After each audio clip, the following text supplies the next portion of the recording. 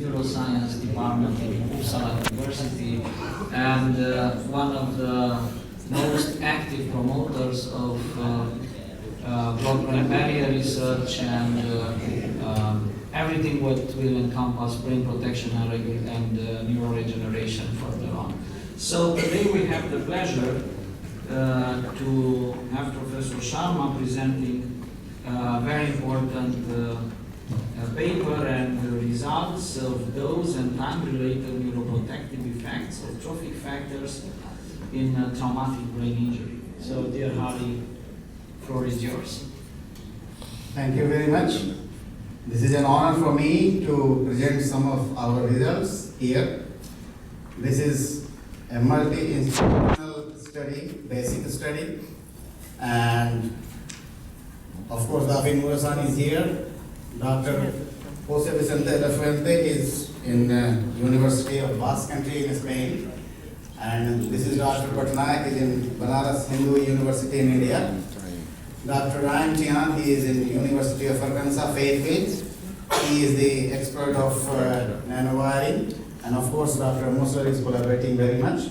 Aruna, my wife, and also working actively not only as a research secretary at the institution, but also bridging gap between India and European Union and many other grant organizations.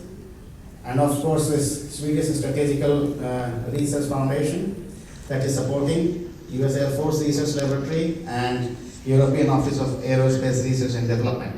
The idea is that we are looking for all type of chemicals or drugs that can have neuroprotection in the brain.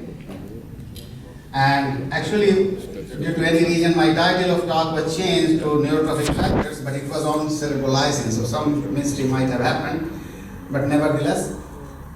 So,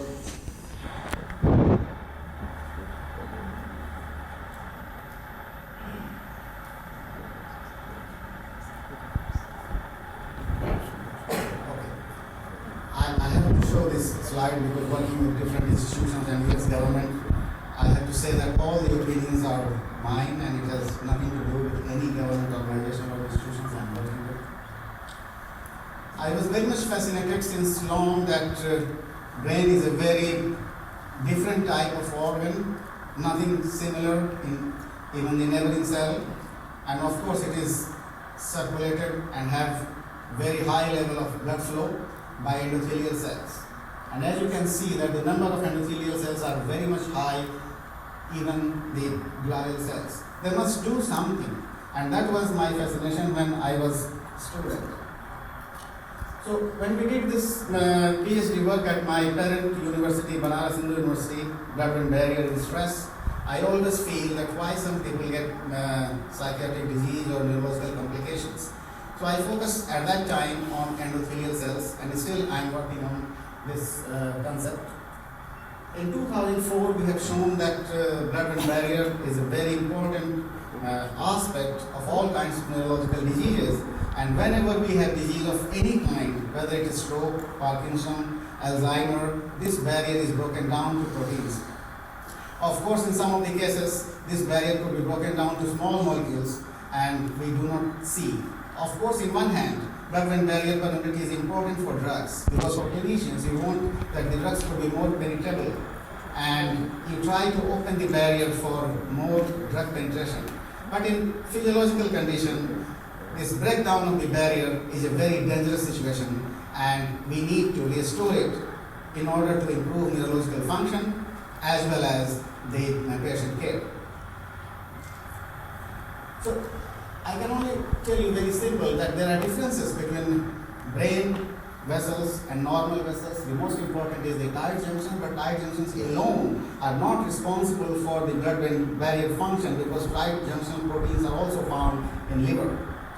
So the important thing is the endothelial cell membrane permeability, that is the key. And this is disrupted under various kinds of disease and all kinds of brain disorders that we know today. Dr. Milton Brightman from the National Institute of Health first shown that the anatomical site of the blood-brain barrier is the tight junction. This is lanthanum, and that is stopped here. But you see that this cell membrane is also blocking lanthanum. So that is more important. In our laboratory, we have established that lanthanum in rat in this situation, and this is spinal cord, does not cross the barrier in normal situations.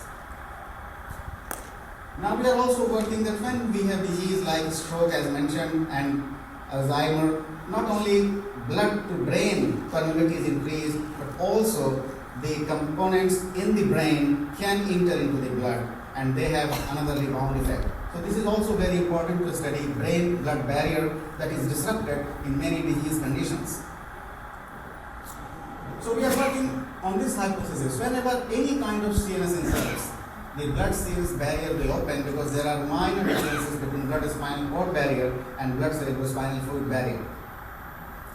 And it leads to several consequences, including gene expression that you know, proteomics, genomics, all will come, edema, necrosis, ischemia, all begin to settle. When we try to treat a patient or in animal condition in any animal model, we must think that how can modulating one substance or one factor can be a panacea for everything when we have millions of things in our body and after injury everything is released. There are some bad points because neurodestructive elements are released, but some good points also that there are endogenous substances that are also released to make a balance. And whenever this balance is disrupted, I think we are going to have disease. So the drugs, they should try to create or maintain this balance rather than not only blocking one thing, because if you block one thing, maybe other things will also increase. Concerning brain injury, this is a very serious consequences and it occurs largely in military because they have more chance than normal human beings to get injured. And of course, this shows that 39% of brain injury occurs by firearms and it can happen also in military populations. There are various kinds of injury we can classify in which if the skull is open, it will have another pathophysiology. But the other kind of injury, when the skull is not open, there is concussive head injury. And this is much more severe than open brain injury. We are working on different kinds of model, but because of lack of time, I will focus my result largely on concussive head injury. Of course, I will tell you that external factors, as mentioned by Naham, not only this age and diabetes, but also the microfine particles, nanoparticles that you breathe. If you have injury in many other areas like sand particles will influence, brain and body temperature, even anesthetics can also influence the outcome. I'm just showing this slide that this is the normal situation in any military or combat operations, and there is very little time to treat them because they should be given something before they are transported to special hospital somewhere far from the battlefield. So the point is, there are no special method that we can generate in the lab that can mimic clinical situations. But still, we can do something to try to see what is happening in early or later consequences. So, this is our model of concussive head injury where a weight is dropped over the skull. It produces 0.224 Newton impact on one side. And this is quite similar because if you injure on right side, we have much more injury in the left side. So this is counter-coup mechanism. So we believe that this model is very similar that is occurring in normal life situation. And this is an open injury model I will discuss later, not in this time. But I can show you some example. Even open brain injury model produces severe brain injury and tissue loss. But the good point is that if you apply some drugs over it, they are much better than this one. So we have established this closed head injury in our laboratory in early 80s, and we are working on this. We use Cerebrolysin because this is not a single drug, but this is a mixture of different kinds of good things that can modulate or tilt the balance towards normal. And when we have, we consider this as one of the innovations in neuropathic pain, and National Innovation Summit in the United States last year thinks that this drug is very important because it has a strategic point in terms of military use. So this is an example of closed head injury where the brain is shaken inside the cranium and produces different kinds of insults and behavioral changes. Cerebrolysin here, you know that it has multi-modal effect and producing different kinds of actions. We have tested this in different kinds of publications, and in our hands it works very good.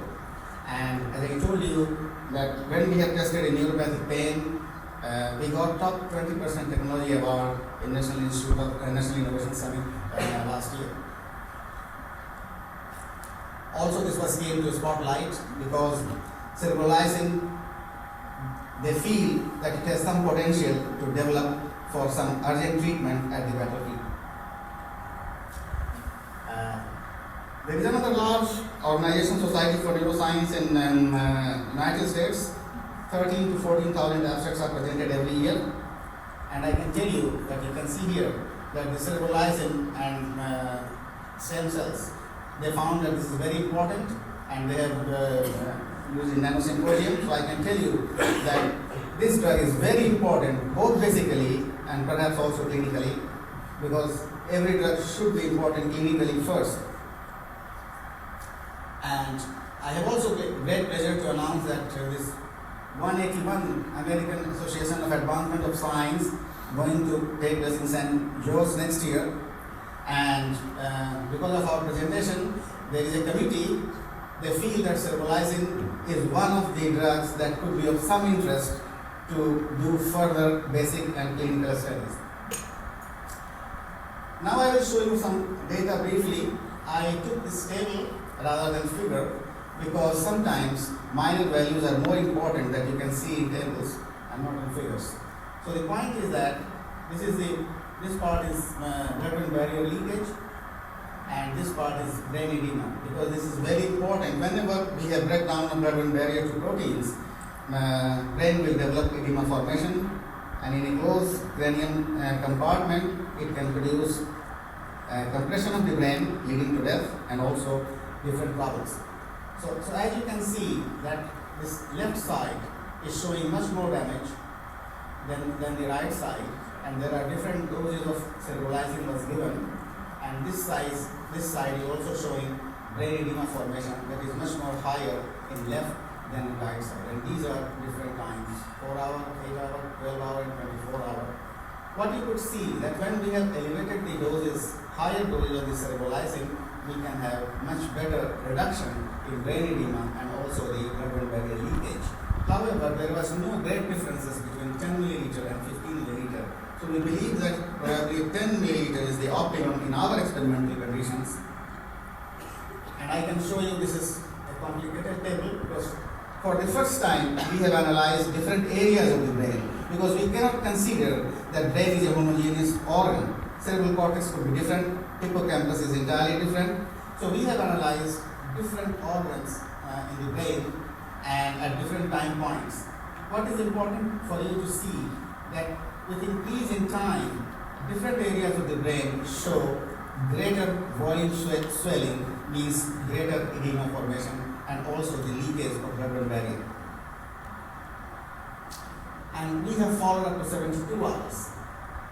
The point is that after 72 hours, we can see in left side 22% swelling as compared to 18% in the injured side. And here is the important point. We have given cerebrolysin in different doses. You can see here that there are 2 injections given after 2 hours, and here there are 2 injections given after 2 and 4 hours. What you can see here, that the edema formation was reduced significantly when the number of injections were increased, and you can see even with longer survival time. Here also you can see that we have here 6 injections, and also in this case 9 injections at 72 hours. And the point is here that when we have started this given 10 milliliter per kilogram cerebrolysin, we can reduce absolutely. There is no edema formation here in any brain regions we have seen. So the point is that if you enhance the dose and repeatedly administer, then you can reduce the edema formation not only in one area of the brain but different areas of the brain depending on the time. But what happens to the behavioral functions? If we reduce the edema or leakage of the barrier, can we also reduce behavioral function? We have given this rotator test where the animal can stay for a certain time if it is healthy, and this is an inclined plane angle. Animal can stay with steep angle, and then we have also measured the gait. What is important is the stride length here, and then the distance between the hind feet. You can see here that the stride length decreases over time. There are different periods of injury, and hind feet distance will increase if the animals are injured. Their timing on rotator is also increased. But the point is that here, with increasing dose of cerebrolysin, you can see that these animals showed almost normal behavior when they were injured for even longer duration. So the point is that not only the edema formation was reduced by multiple injection of cerebrolysin in higher doses as compared to the lower doses, the behavioral symptoms were also got better. Final confirmation regarding cerebral changes, and as you can see here that these are the cerebral cortical neurons damaging in 24 hours left and right, and also after 12 hours you can see that left side is much more damaged. When we have given cerebrolysin in higher doses, you can see that the neurons were very lively, and you can also see by yourself that right half and left half both were very good after given high dose of cerebrolysin repeatedly. We can see a tight correlation between neuronal damage and edema with higher dose of cerebrolysin, and you can see that in all cases 10 milliliter was found optimal to have best effect in both left and right side. I told you that even glial cells are much more higher in number, so not only we have to protect neurons, but also we have to protect astrocytes. And here this is an example that after cerebrolysin treatment, the astrocytic reactions were also much less evident as compared to the brain injury. Since I am a neuropathologist, I believe in ultrastructure of cells because of obvious factors. And since we are working at the level of blood-brain barrier, you can see here that this is one microvessel and the neuropil is quite compact. And after cerebrolysin, you can see there is no much change even after injury. These are the example of cerebrolysin treatment. But here you can see that these are untreated group, large spaces showing edema, showing microvascular damage here. But after given cerebrolysin in higher doses, even 24 hours after, you can see that neuropil is very well protected. So this is further proof at ultrastructure level that indeed this drug is working if given in higher dose and repeatedly in concussive head injury. What is not known here that whatever we see 24 hours or 72 hours, if we don't treat, can we get rebound effects? Because the point is that the patient should survive for longer periods. So these are the studies we are doing. And of course, in any clinical situations, the point is that we are discussing together with US military and governments that we have to look for environmental temperature, environment pollutants, then different conditions, hypertension, diabetes, and not only that, many people are using different kinds of drugs in their lifetimes. When they will get injured, can the same drug will have equal effect or we need to modify? So these are the burning questions we are working at the moment, and obviously we cannot match clinical situation because experimental situations are entirely different. And why we do not get clinical effects of any drug better? Because it is very hard to find two patients of same kind of disease. So that is one of the important part we must not forget. And now we are also working together with the Honorable Nobel Laureate Dr. Shelley, who has different kinds of CRF fragments. We want to combine with cerebrolysin and to repeat this study whether a combination of these two things can be better. So that is we are doing. Likewise, we have done with other drugs. And we are also using nanovialing of drugs with my friend in Arkansas, Fayetteville. I'm giving Cerebrolysin, and we have discussed these with two key Nobel laureates. These are Aaron Shikanover, his chemistry Nobel from Israel, and also Ole Peter Robertson. And we feel that future is nano delivery of drugs because it will have longer duration of action, it can penetrate faster, and its metabolism will be slower, and maybe it can have much better effect in clinics because we are already using nanotechnology for diagnosis. It has a long list of supporters. I will not waste my time to discuss each and everything because the session is late. And I thank you very much for your kind attention from Uppsala University and look forward to hearing further discussion to improve this subject more. Thank you very much.